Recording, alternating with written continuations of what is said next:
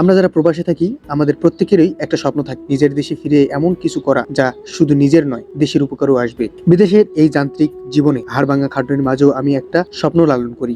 বিসমিল্লাহির রহমানির রহিম। ইয়াকা না'বুদু ওয়া ইয়াকা নাস্তাঈন। আসসালামু আলাইকুম, আমি খোকন জিহাদি। শরীরটা প্রবাসে থাকলেও মনটা সব সময় পড়ে থাকে নিজের গ্রামে, নিজের দেশের মাটিতে।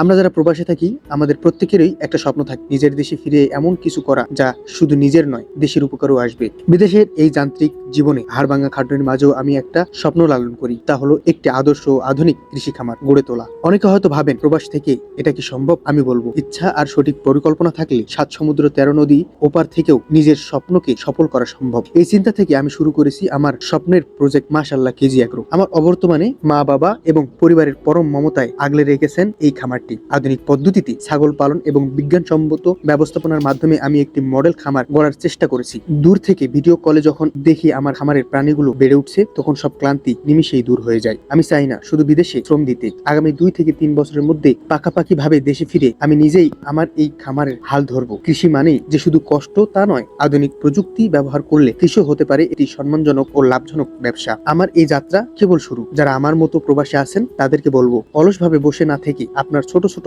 সঞ্চয় দিয়ে নিজের দেশের মাটিতে কিছু একটা শুরু করুন। আপনাদের দোয়া আর ভালোবাসা থাকলে ইনশাআল্লাহ একদিন এই খামার অনেক বড় হবে। আমার এই স্বপ্নের সাথে থাকার জন্য আপনাদের সবাইকে ধন্যবাদ। আল্লাহ হাফেজ।